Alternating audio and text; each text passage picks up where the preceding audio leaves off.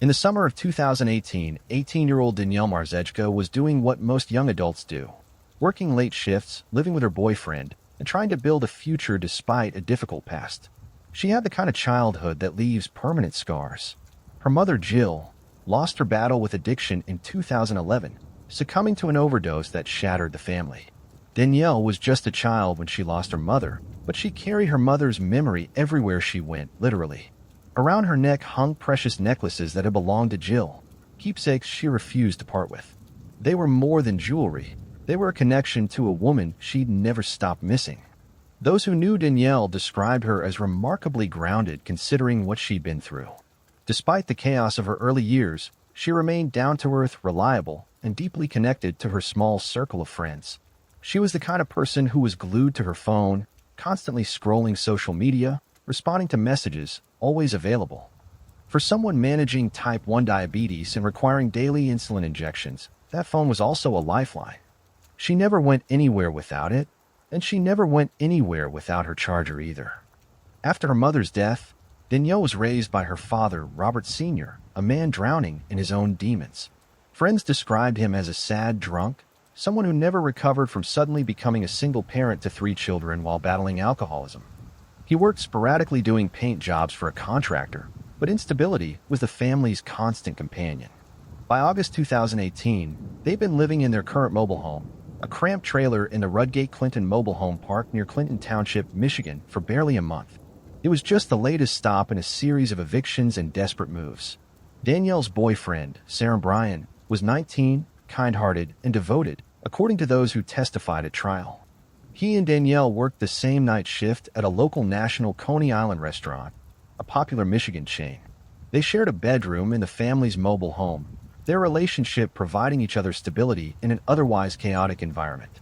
Without a car of their own, they relied on their co-worker and friend, Christinda Wiley, to drive them to and from their shifts.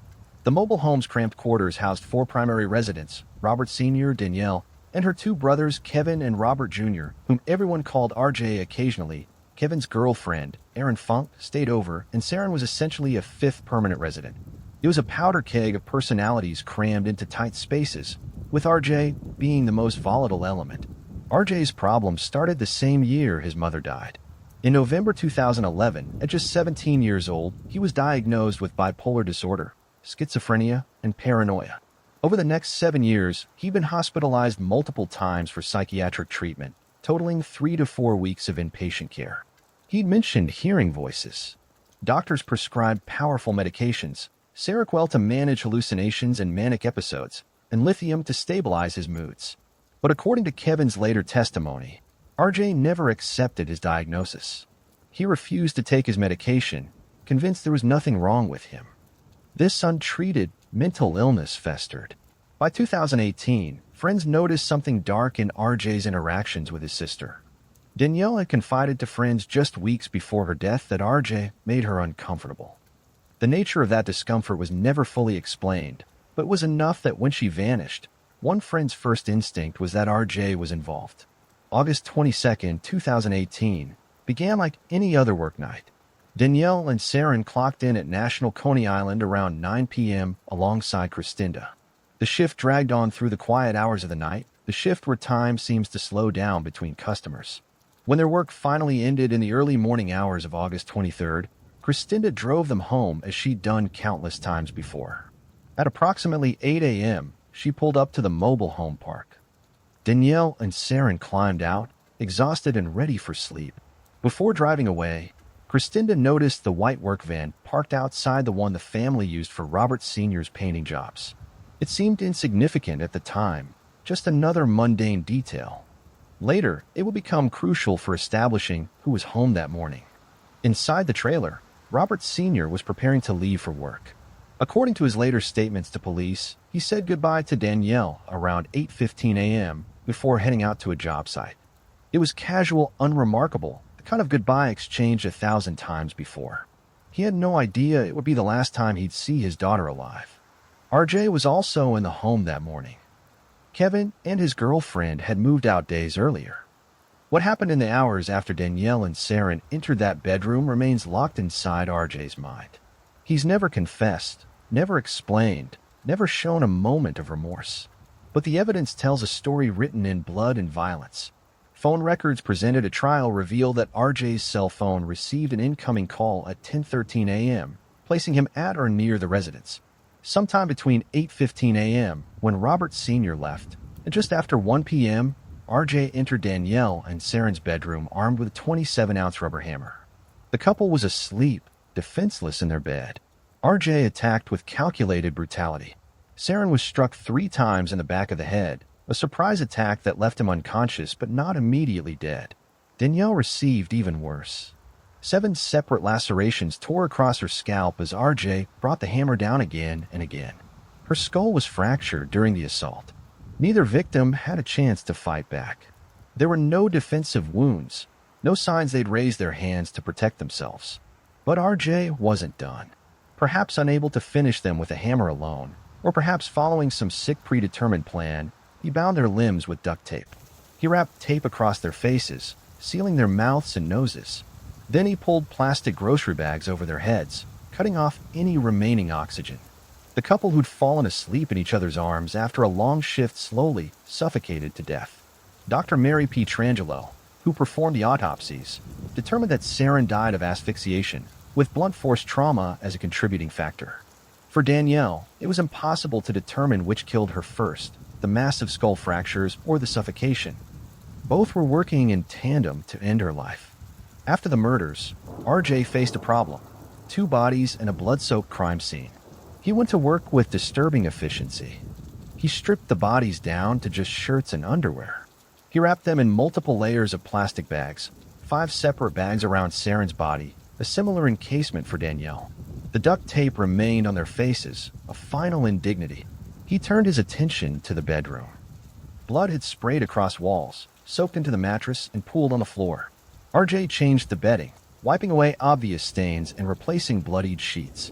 He hid the murder weapon, the hammer still bearing traces of his victim's DNA, along with the bloodied pillows and bedding in plastic bags. His own clothing, paint-stained pants and shirt, went behind a concealed panel in a walk-in closet near Danielle's room, along with a roll of duct tape bearing his bloody fingerprint. But RJ was no expert. While the room might have looked clean under normal lighting, he left behind forensic evidence everywhere. When investigators later applied Blue Star chemical reagent, the room glowed with blood evidence spatter under a doily on the TV stand, on the underside of a makeup station, streaked across floors and walls. At 1:22 p.m., RJ called Shamrock Cab Company. 20 minutes later, a taxi picked him up and drove him to a Wendy's about 2 miles away. Why use a cab when a family van sat outside? Perhaps he wanted no direct connection to the vehicle. Perhaps he was already thinking about his escape. He didn't stay at Wendy's long. Instead, he walked to a nearby bus stop and rode the bus down 15-mile road, eventually getting off at a Tim Hortons.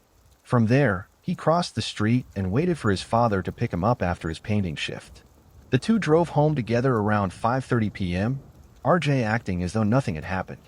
Somewhere in those few hours, he dragged his sister's and her boyfriend's bodies outside and stuffed them into the shed behind the mobile home. While RJ was calmly riding buses across Clinton Township, Christinda was growing increasingly worried. She, Danielle, and Seren were all scheduled to work another night shift on August 23rd. But Christinda was having car trouble, and she needed to let Danielle know their usual ride arrangement might fall through. Around 1 p.m., she sent a message via Facebook Messenger explaining the situation. The message was never delivered. Danielle's phone was turned off, or at least not receiving messages. For someone perpetually glued to her phone, this was bizarre. Christinda tried not to panic. Maybe Danielle's phone had died. Maybe she was in a dead zone. At 5 p.m., Christinda tried again, letting Danielle know she'd found alternative transportation. Again, the message went undelivered. At 7 p.m., a third message, the ride had fallen through after all. Still nothing. More critically, Danielle and Seren never showed up at Christinda's house to arrange a backup plan, and they never showed up for their shift that evening. Now Christinda knew something was wrong. Danielle was responsible. She didn't just disappear without explanation, and she certainly didn't miss work without warning. Other friends began noticing Danielle's absence from social media too. By August 24th, more than 24 hours since anyone had seen or heard from the couple, Christinda decided to take action. Around 5 p.m. on August 24th, Christinda drove to the mobile home and knocked on the door. Robert Sr. answered, obviously intoxicated. When Christinda explained she was looking for Danielle and asked her to come inside, he refused at first. This struck her as deeply odd. She persisted, and eventually Robert Sr. relented, allowing her into the living room. RJ was present during this conversation, sitting to the side, appearing remarkably relaxed for someone whose sister had been missing for nearly 2 days. He didn't join the conversation, didn't offer information about where Danielle might be, and showed no apparent concern. To Christinda, his demeanor seemed unremarkable at the time, just RJ being RJ, quiet and disengaged. From the living room, Christinda could see down the hallway toward the bedrooms. She excused herself and walked to Danielle's room. The bedroom was empty, but something felt wrong in ways Christinda struggled to articulate. The room was more disorganized than usual. The bedding looked different. These weren't the sheets and blankets Danielle normally used. And there, lying on the bed, was Danielle's phone charger. That single object confirmed every terrible suspicion. Danielle never went anywhere without that charger. Its presence meant she'd left without it, something she'd never do voluntarily. Combined with her phone being turned off and unreachable, the picture became impossible to ignore. Christinda also noticed pillows were missing from the bed. She stayed at the mobile home until 8 p.m., spending 3 hours calling Danielle's other friends, trying to determine if anyone had heard from the couple. No one had.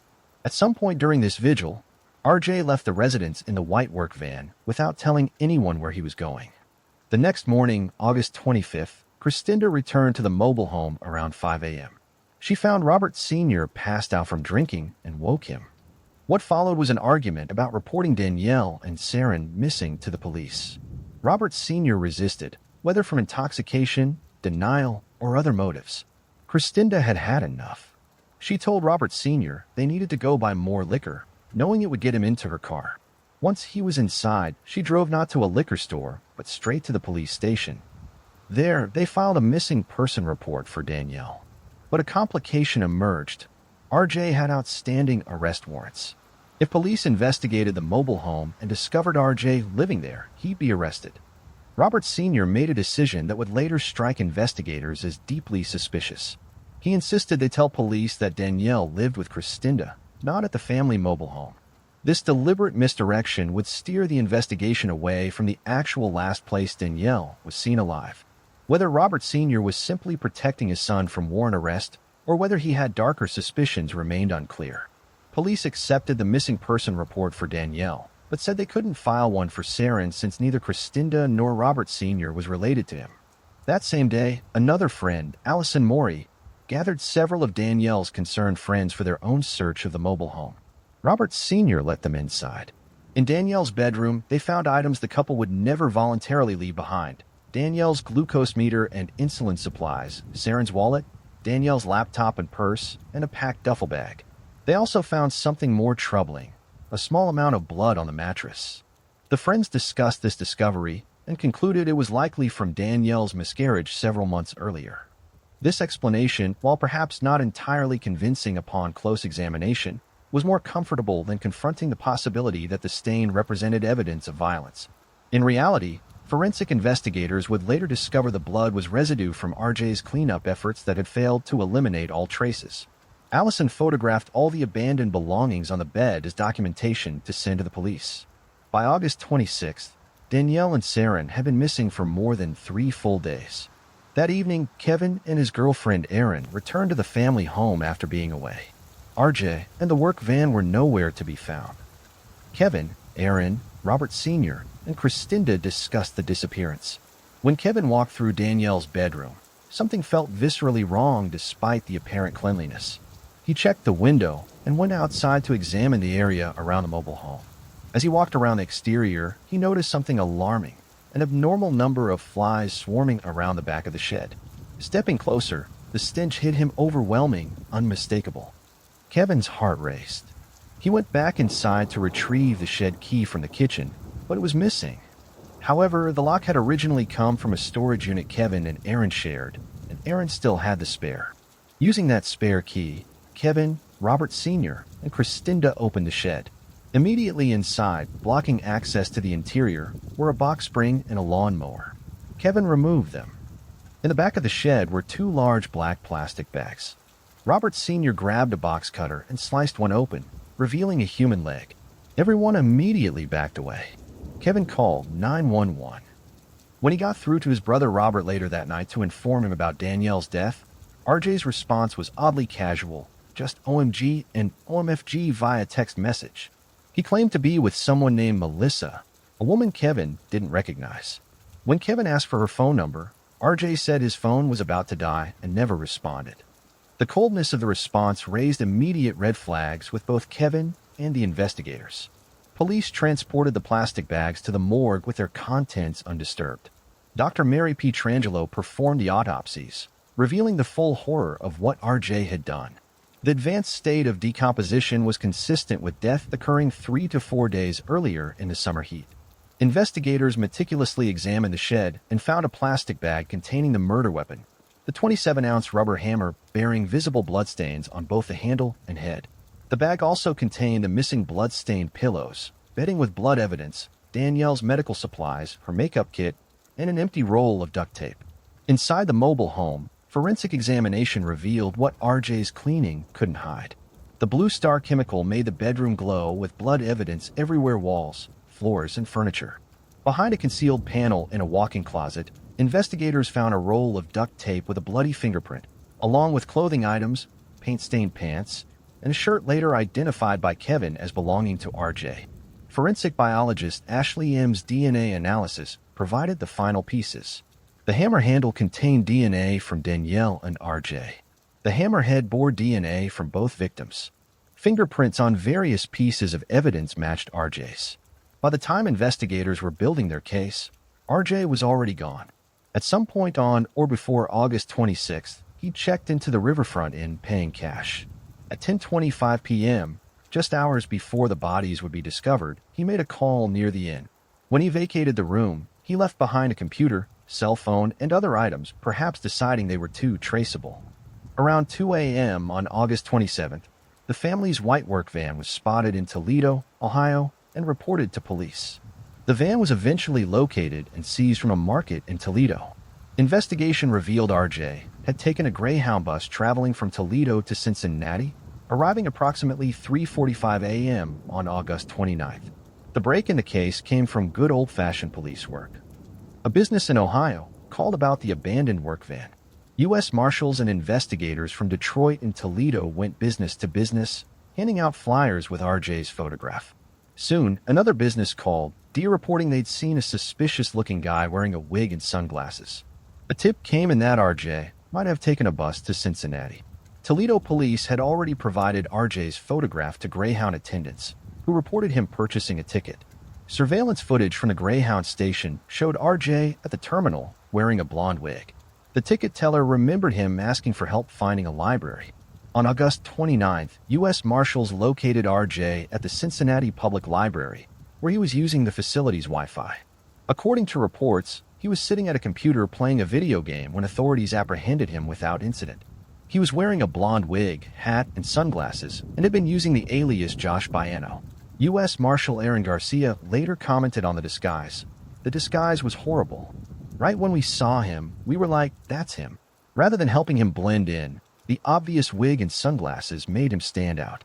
Reports indicated that while on the run, RJ had even been using dating apps to try to meet women. RJ waived extradition and was returned to Michigan to face charges.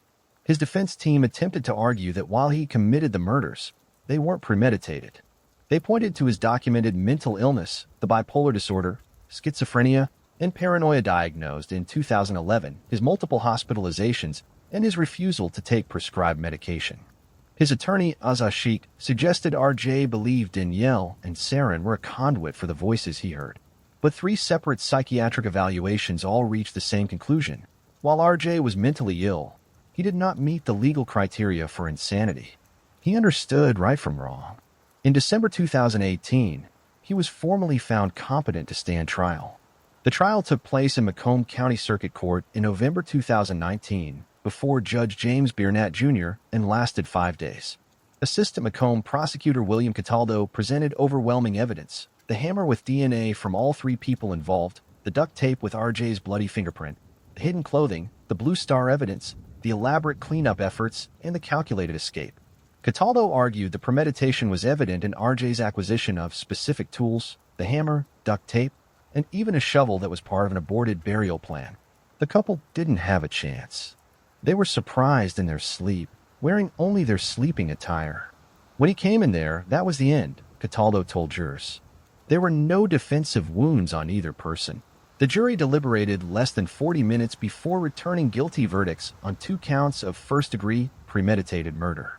They rejected options for lesser offenses of second-degree murder or manslaughter.